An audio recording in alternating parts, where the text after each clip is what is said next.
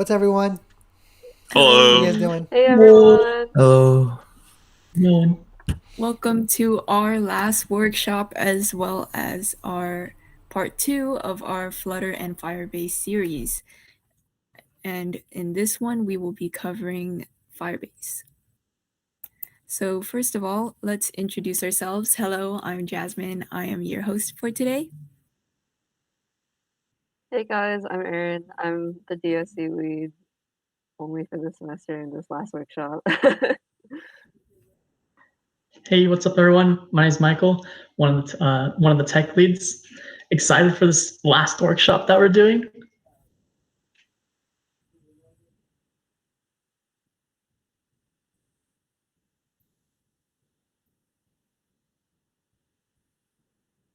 Hi everyone, my name is Nathan. I'm another one of the tech leads, and I'm excited to go through this last workshop with you guys. Hey guys, I'm Josh. I'm one of the operations lead, and I'm also excited to go over this presentation.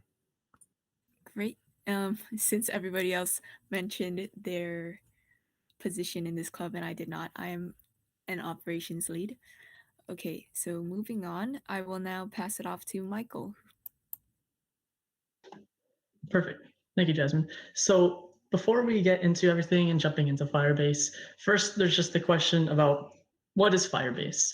So Firebase is, you can think of it as a backend as a service, or you see the acronym as BaaS, which essentially means that it's a software that allows you, that provides tools for you to use in your apps that you don't have to physically have in order to have a backend for your app. And it provides stuff like analytics, databases, authentication, hosting, crash reporting, and even stuff on the side such as machine learning. And so moving on to the next slide here. Just a few key terms to know before we do start. Just in case if you guys haven't heard of these, or maybe you've heard of the words but you just don't know what they mean. It's only a few, just two here. And first off is the idea of a database. What is a database? And it's just you can see here a structured set of collected data. So just a container of just of data that you have that can be stored or accessed from the storage system. That can either be something physical that you have for your app, or something cloud-based such as Firebase that we're using, some other server that we can access. And as well as NoSQL, which you guys may or may not have heard before. And contrary to what I originally thought, I always heard NoSQL and thought, oh, it's NoSQL. It's just it's nothing like NoSQL if you heard of SQL before. But it stands for not only SQL. And NoSQL is a type of database that stores data in a variety of other forms rather than from SQL, which is a tabular format for your data. And this can be something like wide columns, which is similar to a tabular type of data format as seen in SQL, or other things such as key value pairs, which is usually used for simplicity's sake, or document type style, which is a tree-like structure. If you guys are familiar with a tree-like structure, where you have key and value pairs, except the values for these key value pairs are documents that are referenced, and having these series of references gives you that tree-like structure within your database, or something along with graphs where you'll have nodes and vertices that are all interconnected within here. And so then moving on from this slide, we'll see that on the next one, we're going to be talking about when exactly should you use Firebase. I know I mentioned some of this stuff before in the first slide, but just to put a little bit emphasis on it, it's important to use Firebase for whenever for your apps you want to have database management. You want to have something like a login authentication system where you can verify user login. You want to see data on your user engagement. You want to see how your users are engaging on your app, and like how they're engaging with your app. If you want to see, if you want to store and retrieve user generated content, like if users are uploading something, if they're saving data on your app, and you want to store that data and allow them to access it later. and as well as many other things, like I mentioned before. You can you can use Firebase for stuff like machine learning, or for even hosting stuff like for your websites and stuff like that. As well as for Firebase, what languages you can use and for what projects you can use it for. Of course, the stuff that you'll see today, you can use it for iOS and Android type stuff. Like we're going to use it with Flutter today, but you can also use it for your websites, for your web development apps. But you can also use it for stuff if you have Unity projects. You can use Firebase for, as well as you can integrate it using C++ for C++ projects, which both Unity and C++ projects go alongside with just game development stuff in general. And as well as there are a variety of other languages that you can use for certain Firebase features, like something such as like hosting or machine learning. There's a list of languages that are laid out for you that'll say how you can use it and for which language. And then on the next slide for you guys, if you want to look more in depth into this, and you can see, of course, a variety of the other stuff. Of course, we're just going to touch on just the surface of Firebase. But if you want to go more in depth to it, we have a series of links for you guys here. We'll be sure to put them in the description below, or even link it in the chat for you guys. But there's documents from Firebase about like their fundamentals, their build documentation, as well as some samples and libraries that you guys can look over. And so with that, let's get started coding. So I will go ahead and pass it on to Giovanni.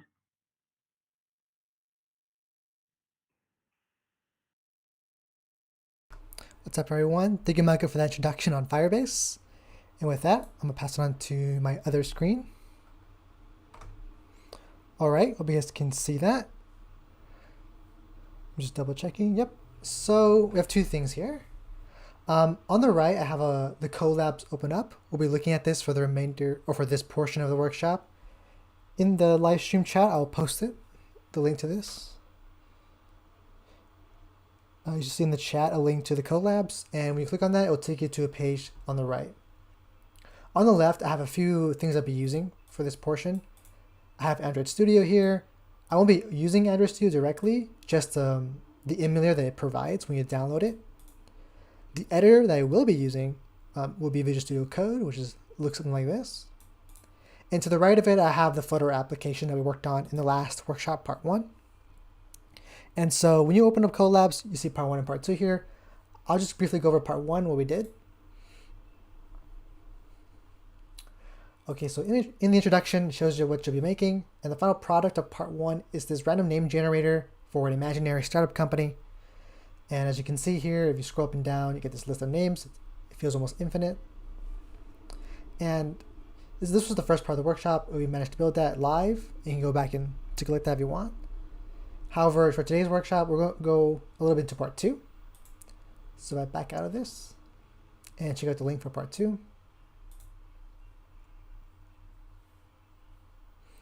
Alrighty, and in the introduction, it gives a bit of background on what you'll be making. The GIF here shows the final product, right? It's similar to part 1. The only difference is that you have the addition of these icons here.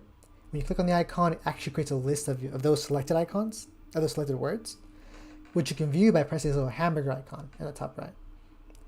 So as you can see, when you press the icon, you see those list of words here, right? So it basically lets you favorite names and save them somewhere else.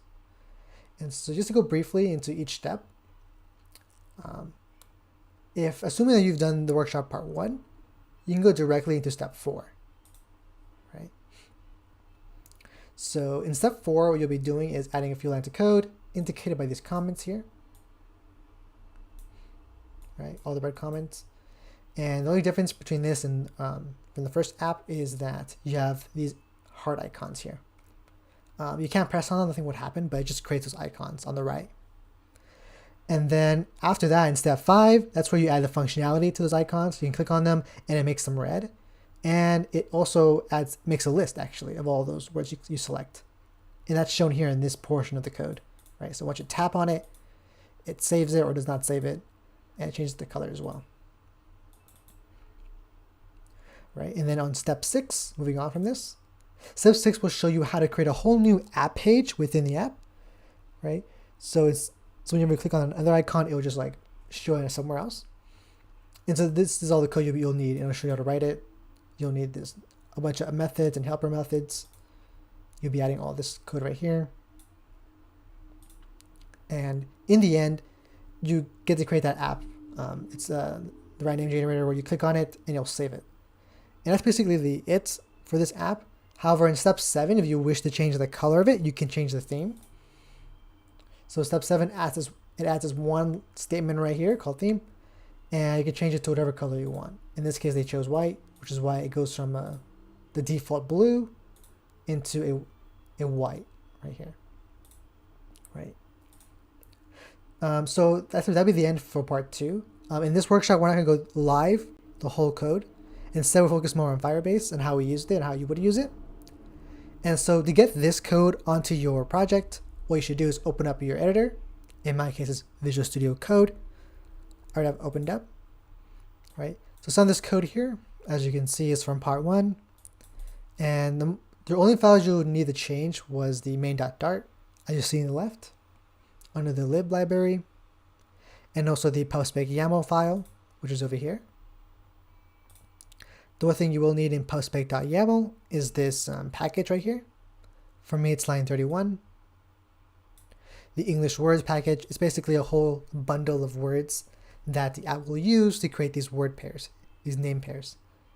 Right? So you need to have this, make sure it's in the right indentation that matches like this one, Cupertino, the same indent, underneath dependencies, right? So after you add this line of code, then in main.dart under the lib folder, we can do this.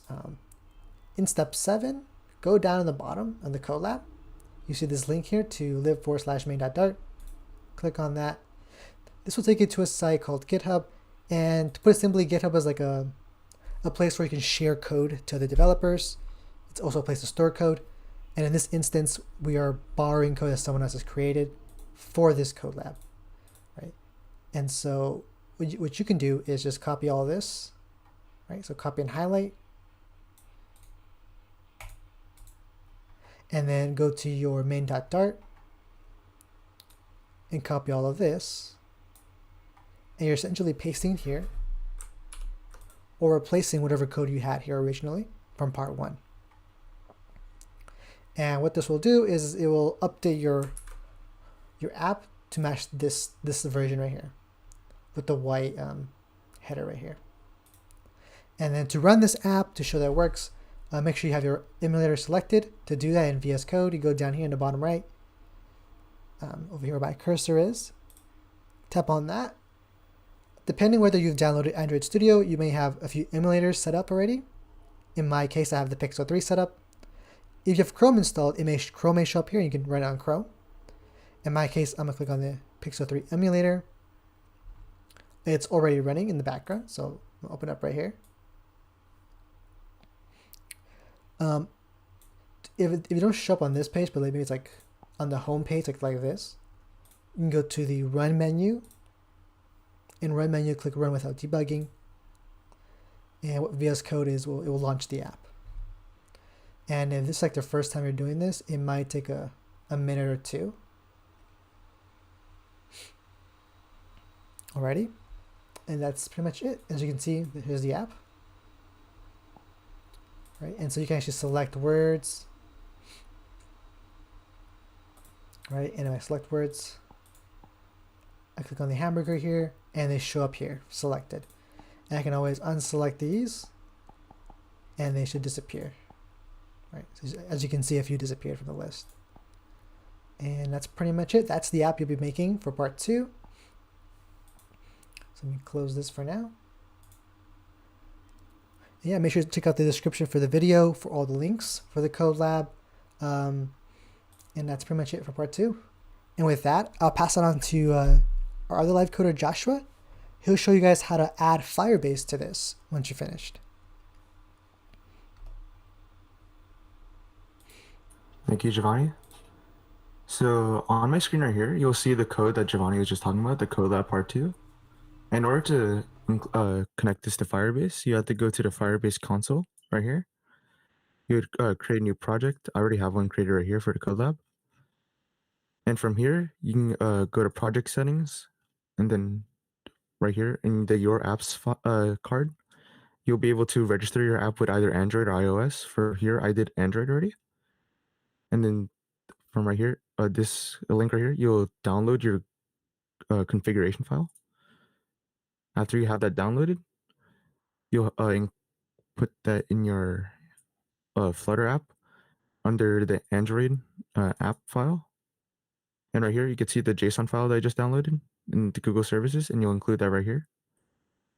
And your next step is to enable the Firebase services inside your app. In order to do that, you have to go to your Android, then build.gradle. Including this code right here, the class path will enable Firebase services on your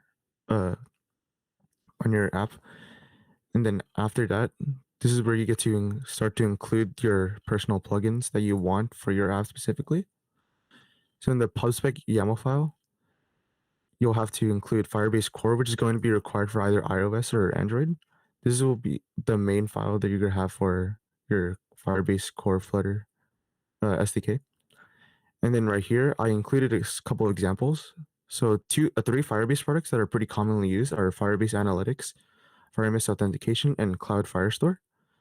All of these lines of code will include these packages for you, with including like the version number, and so you can constantly update it. And once you include all the Firebase products that you need, you can either run in your command prompt Flutter packages get, which will download all these packages onto your VS Code, or you can click this file right here, which will do it automatically. And from there, you can start coding and implementing these packages to fit your needs for your app. And from that, I'm going to pass it over to Aaron.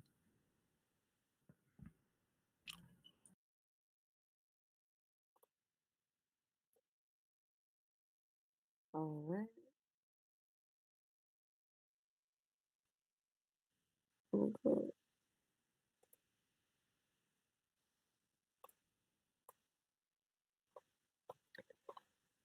Okay, thanks, Josh. So I'll be going over basically what one of the projects for the solution challenge was, in that because they used Firestore and Firebase to store their data and pull the data to show on the app.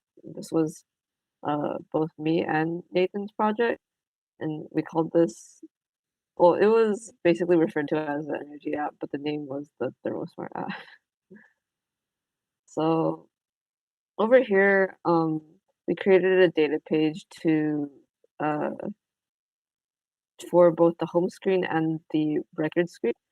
The home screen would show the user's current usage, so whether or not our event was on or off, and whether or not they were using it, which hence over here is the status.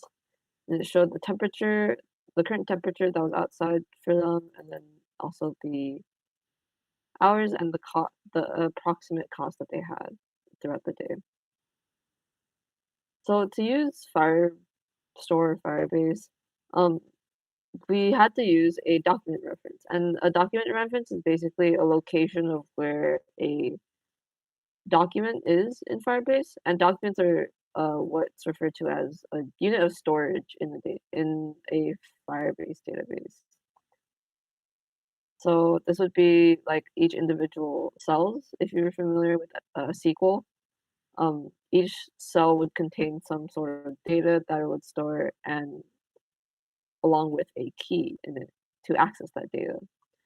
So over here, we created a map which had a key of a string. So for example, or I'll explain that later, and a dynamic type. So a dynamic type is basically what's referred to as like an object type in Java, where it would be like a general type that you don't necessarily specify, so that you could access different types of data in the database, or in this case. And if you don't know what a map is basically a sort of data structure that has a collection of key and value pairs, and then you obtain the value from a specified key in the map. So each insertion of a map would have a key and a value stored into each individual cell. So over here, we wanted to check whether a map cell had some actual data in it first before actually pulling it. Because if you pulled null data, it would just return null, and like that wouldn't be useful data. So we access the map cell through the word status, referred to up here.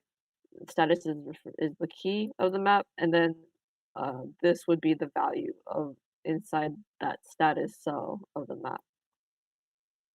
And asserting doesn't actually come up in the build itself. It's only for debugging purposes. So kind of think of it as like an if statement where these declarations would be in the if statement that would check whether the status temp or hours values have an actual object in it first before actually instantiating the objects inside these variables. Over here, we called the from snapshot method, and a snapshot in Flutter is basically a point in time when the code pulls the data from a document in Firebase. So snapshot, as I said, when we call this method, we want to create a snapshot object so we could actually pull data from each individual cell in the Firebase database. And then refer here is data read from the document. Then these were just helper methods to return the temperature outside of this current class over here, so that we could call it when actually building the user interface of the app. So that since all of these variables in here would be private variables, as we don't want an outside user to actually like change these values, and we want them to be more like constants. So we would call the get temp or get cost method every time we build one of the pages in the app. Lastly, in this one, we have a toString method, which using a lambda expression returns the current values of status, temp, and cost on the home page. So when you open up the home page and open up the screen, you display the current data that the user has on the app. Nathan will explain this later, actually showing you the app. So, but for now, keep those in mind. Okay, so the record class was another page in our app that showed a user's weekly averages and weekly hourly data to determine how the user would use our project or our smart vent in the future. And we were hoping that it would help train our app in the future to suggest to a user like how they could use our event. Over here we have variables for each individual hour in the day that the user used the event. So this would be representing, from like 12 a.m. to 11:59 p.m. in the same day. Hence why we have 24 hours. And then we had a day variable to store each day, individual day. So it would be like a label, like Monday through Sunday.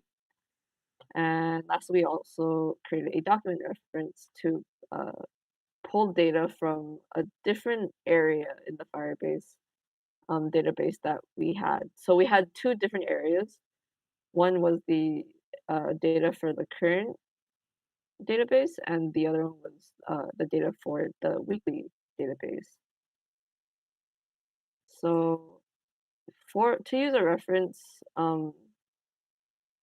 we were able to write code to use the reference to pull the data from this reference. Hence why the document location is referred to as a reference and can be used to read, write, or listen, or pull data from time to time, which is what listen is, from the location in the database. And so we did the same thing just for the record class to make sure that each of the hours and days of each cell were populated, so that we'd check, is the day does a day have data and does each hour have data? And after that, we would instantiate each hour and day with the map locations as explained beforehand. Same thing with the from snapshot method. We call it so that we could get a snapshot of the data in time from the code, sort of like building a stream and listening from that to get any new data that may populate the database later on. This would be useful for when an hour changes or when the temperature changes, like from one temperature to the other, especially when it gets, like hotter or colder at the end. These would be helper methods to calculate the averages. We wanted to show the averages of the records, so again, to help the user determine what their next step would be in using the vent. And so we'd calculate the average low temperature and the average high temperature of each hour in the day. These would be these hours would be temperatures or the hour value, sorry, would be temperatures. Same thing with the string. And then to actually display the data to the user, we'd want to build a stream.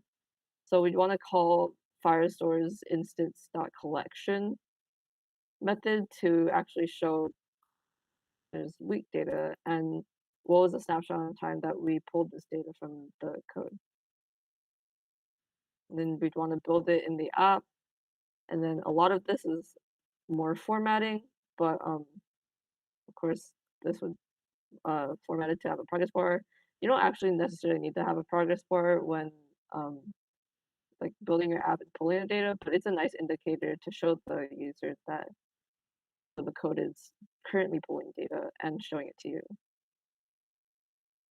And the rest of this, I believe, is more formatting to actually show the table. So the table would have 3 columns, as shown over here, and then also the different styles to show the week.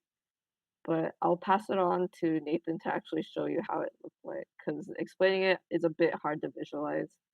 So it'd be better if you guys could see it. Okay, thank you, Aaron. I'm now going to showcase the app that we built.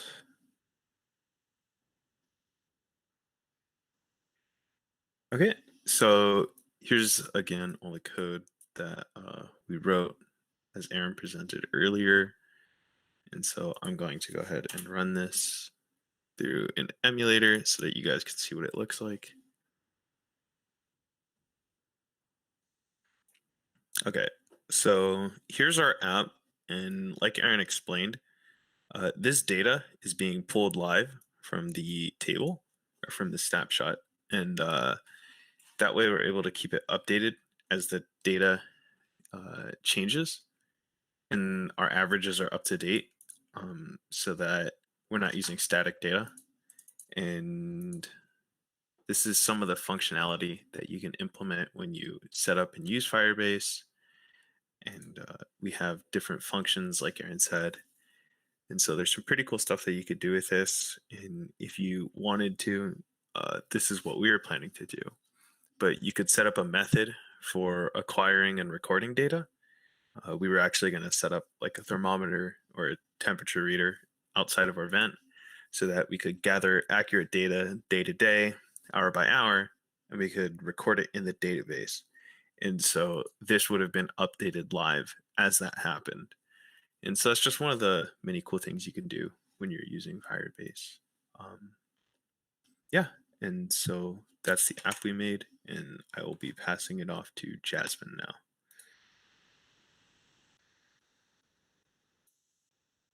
Okay, great. Thank you, Nathan. Can you guys see my screen?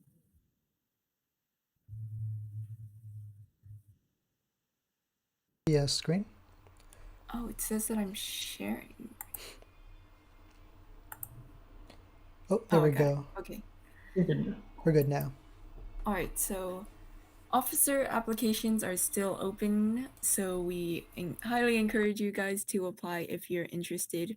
We are still looking for officers for the fall 2021 to spring 2022. And if you're interested, go ahead and apply, and we'll set up an interview time with you. Next, as always, we would love to stay connected with you, even if through the summer you will be messaging on, and at our main way of communication is through Discord. However, we still have other social media sites, and so you can go ahead and scan this QR code and it'll take you to our link tree where you can click on the various links there. And we always appreciate your feedback, so if you have anything that you liked, what you disliked from this workshop, go ahead and let us know so we know how to improve our workshops in the future. And that's it for this workshop. So thank you for coming, guys. Thank you for such a great semester. This is our last workshop. I hope you guys enjoy your summer, and check out our officer form if you are interested. And with that, I conclude our workshop. Thank you for coming. Awesome. Thank you guys It's so fun, much for guys. coming. Guys. That Thank was you, awesome. everyone. Everyone. See ya.